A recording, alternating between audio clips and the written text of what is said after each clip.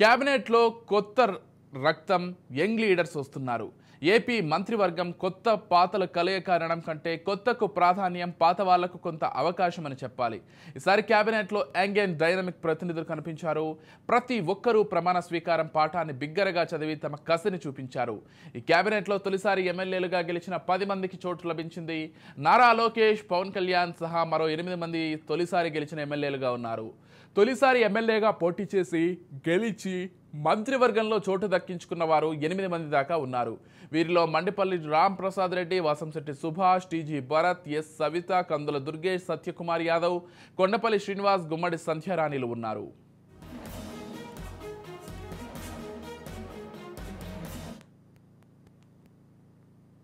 అంతేకాదు, ఇప్పటికే చాలాసార్లు గెలిచి మంత్రులు కాలేకపోయిన వారు, పార్టీ కోసం కష్ట నష్టాలు పడిన వారికి ఈసారి అవకాశం లభించిందని చెప్పాలి.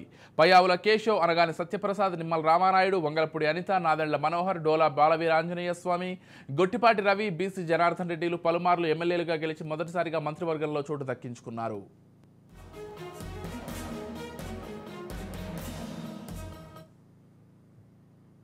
ఇక పాత మంత్రుల విషయానికి వస్తే అచ్చెన్నాయుడు, కొల్లు రవీంద్ర, పి నారాయణ, ఎన్ఎండి ఫరూక్, ఆనం రామనారాయణ రెడ్డి, కొలుసు పార్థసారథులు మాత్రమే గతంలో మంత్రులుగా చేసిన వారు కావడం గమనార్హం.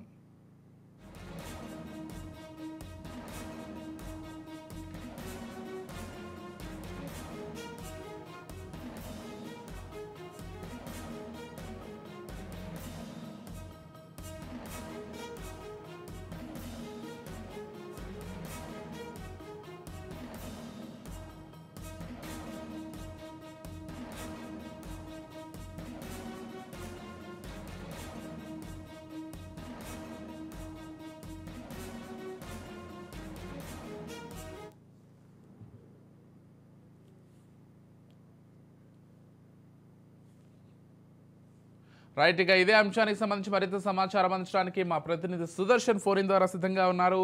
రైట్, చెప్పండి సుదర్శన్, అసలు మొత్తంగా ఈసారి పాత మంత్రులు అంటే గతంలో మంత్రులుగా పనిచేసిన వారి కంటే కొత్తగా మంత్రిగా అంటే బాధ్యతలు స్వీకరించే వారినే ఎక్కువగా ఫోకస్ చేసినట్లుగా తెలుస్తుంది. అది కూడా మొదటిసారి గెలిచిన వారికి కూడా 8 మంది వరకు మంత్రి పదవులు ఇచ్చారు. అసలు మొత్తంగా ఈ విషయాన్ని ఎలా చూడాలి సుధీర్?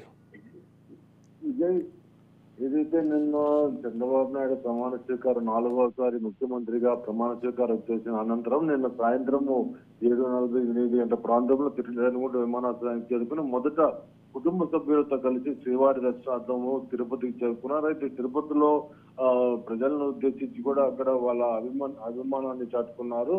అంటే కొద్దిపాటి సేపు ఇక్కడ నిలబెట్టిన తర్వాత తిరుమలకు పయనం అయ్యారు. ఉదయము నేత్ర దర్శనము చేసుకుంటున్నారు. అయితే 10 గంటల పైన తిరిగి ప్రయాణం అవుతారు. అయితే ఈ రోజు జరిగేటువంటి మొదటి అసెంబ్లీ సమావేశంలో 4:41 ఛాంబర్ కు బాధ్యతలు స్వీకరించనున్నారు ముఖ్యమంత్రిగా.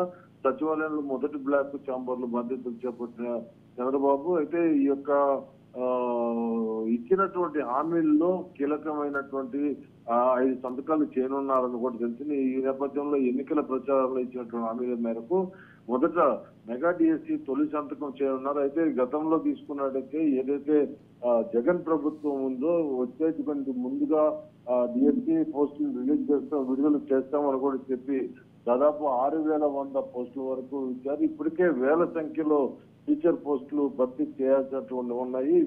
దీనిపైన దృష్టి ఉంచుకుని మొదటి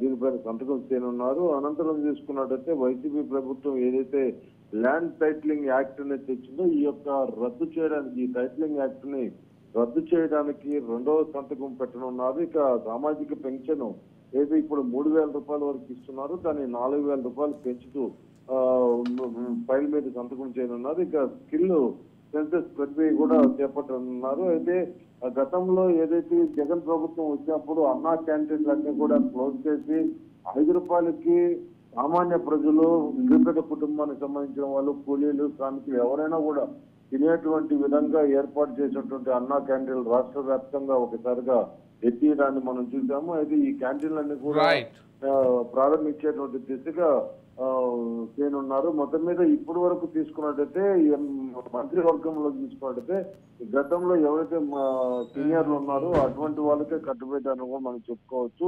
యువతకు కొత్తగా వచ్చిన వారికి మంత్రి హోదా దక్కకుండా ఉన్నటువంటి పరిస్థితి అయితే ఇవన్నీ కూడా కీలకంగా ప్రస్తుతం ఉన్నటువంటి రాజకీయ ప్రక్షాళన నేపథ్యంలో రాష్ట్రంలో ఉన్నటువంటి స్థితిగతులు కావచ్చు, గత ప్రభుత్వం ఇచ్చినటువంటి హామీలు, లోటు బడ్జెట్లు ఇవన్నీ కూడా దృష్టిలో ఉంచుకుని నేడు చంద్రబాబు నాయుడు పాలన ఉంటుందని కూడా చెప్పుకోవచ్చు. మొత్తం మీద ఇటుపక్క తీసుకుంటే ఉమ్మడి చిత్తూరు జిల్లాలో కనీసం ఒక్క మంత్రి హోదా కూడా దక్కలేనటువంటి పరిస్థితి ఎదుర్కొంటుందని యంత్రాంగం ఉన్నప్పటికీ అయితే తమకు అప్పచెప్పినటువంటి కర్తవ్యాన్ని నెరవేర్చే దిశగా ముందుకెళ్తామని కూడా ఎమ్మెల్యేలంతా కూడా ఉత్సాహంతో ముందుకున్నటువంటి పరిస్థితి ఏర్పడింది. Right, thank you Sudheer.